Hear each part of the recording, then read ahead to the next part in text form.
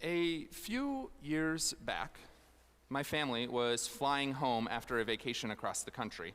And as luck would have it, my two oldest children and I found ourselves sitting in the last possible row of the airplane. And if that wasn't bad enough, this was scheduled to be a 4-hour flight, and it was quickly approaching lunchtime. And so my kids were uncomfortable and hungry, and I was uncomfortable and hungry. And as you likely know, the food options on an airplane are poor. But I needed to eat something, so I settled on a bag of potato chips. And I've got to tell you, at first, it seemed like a really great choice. The chips tasted so good, and normally I wouldn't eat too many potato chips because potato chips are a side dish and not meant to be the main course. But since I had nothing else to eat and I was stuck in the back of an airplane, I just kept eating the chips. And they tasted good, and I felt my hunger dissipating, and then the bag was empty. I ate an entire bag of potato chips for lunch that day. And while it seemed like a fine idea in the moment, almost immediately after finishing the bag of chips, I felt sick to my stomach. Thankfully, nothing terrible happened up there at 30,000 feet in the air, but it was really amazing to me how quickly a bag of potato chips turned from a really good idea into a really bad idea.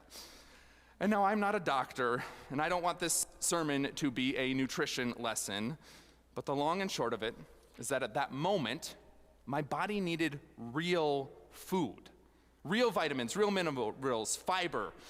But instead I gave myself a bunch of hard-to-pronounce chemicals like disodium isonate, monoglyceride, moxitidridextin. And this is why my stomach hurt. I wanted real food, not chemicals, and so in a word, at that moment, in some small way, I was malnutritioned. Now you might be saying to yourself, where is he going with all this? Is Pastor Nate malnutritioned right now? Did he eat potato chips for breakfast? No. Here's the thing.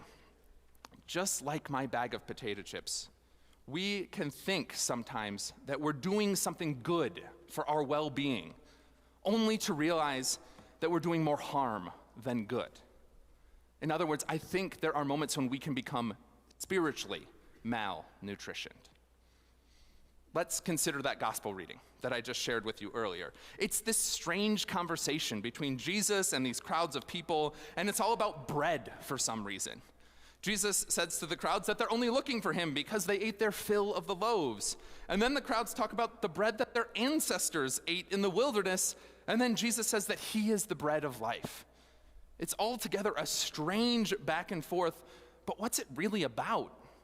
Well, I think it's a great picture of spiritual malnutrition. You see, earlier in this very chapter of the Bible, John chapter 6, earlier in this chapter, these crowds of people who are coming to Jesus now, they witness a great miracle. They watch as Jesus feeds 5,000 people with just a few fish and a few loaves of bread. In fact, that miraculous feeding with bread and fish took place just one day earlier, before this conversation that we read this morning. And so these people are coming to Jesus, and they're looking quite literally for more bread. They have followed Jesus to the other side of the lake, and they're hoping that Jesus is going to give them another free meal. They even try and goad Jesus into it. They say to Jesus in verse 30, "What sign are you going to give us so that we might believe in you?" Even though they saw Jesus feed 5,000 people not a day earlier. You see, all of this, I think, is very true about these people, is also true about us. The difficult truth is that as ridiculous as these people seem in that moment, we can act the exact same way. We can get so focused on how to get more that we don't realize what we've already been given.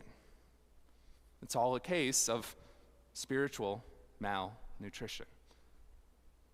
Just like I thought eating more and more potato chips might quell my hunger on that airplane, we can get caught into thinking that more accomplishments or more money or more possessions will somehow satisfy the emptiness that we feel inside sometimes. We tell ourselves stories like this. We say, we just need one more thing to fall into place, and then we'll be happy. Once I get that promotion, then everything will be all right.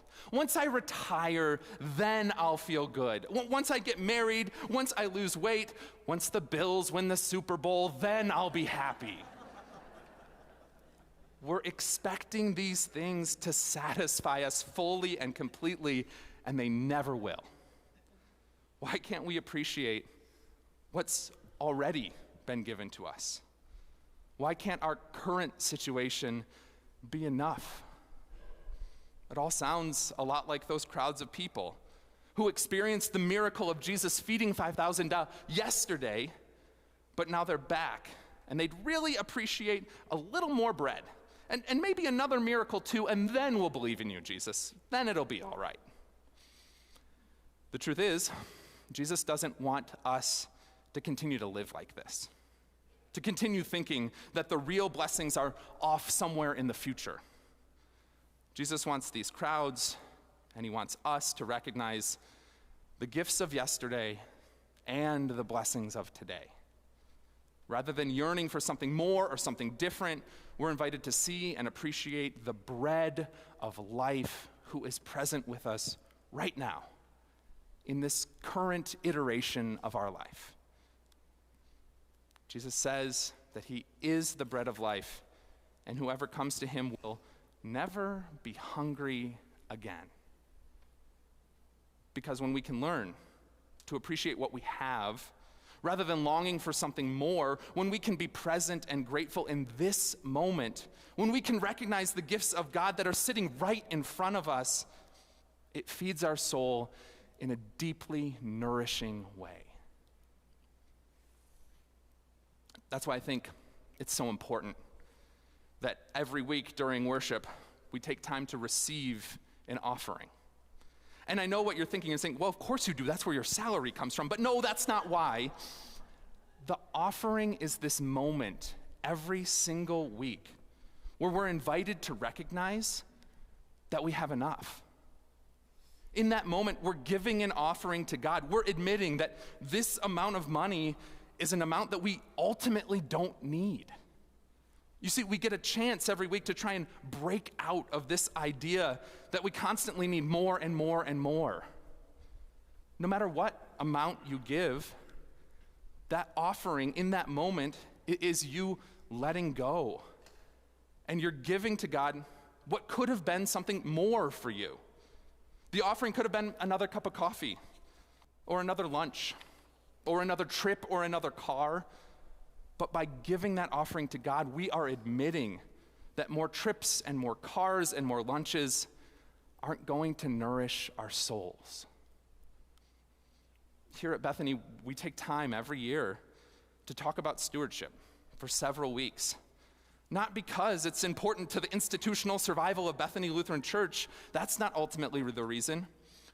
But we do this because it's an essential component of our life of faith. To be a follower of Jesus, to grow in our faith, we have to understand that God alone is the giver of all. Your happiness, your vitality, your contentment is not found in material objects or professional accomplishments. There is a deeper nourishment in this life that Jesus is longing for us to discover. And so, may we all come to see that we don't need more. The longing, the emptiness, the lack that can live within us will never be satisfied by more accolades or more possessions or more accomplishments. In other words, accolades and possessions and accomplishments are not the bread of life. I am the bread of life, Jesus says. Whoever comes to me will never be hungry again. May it be so for each of us. Amen.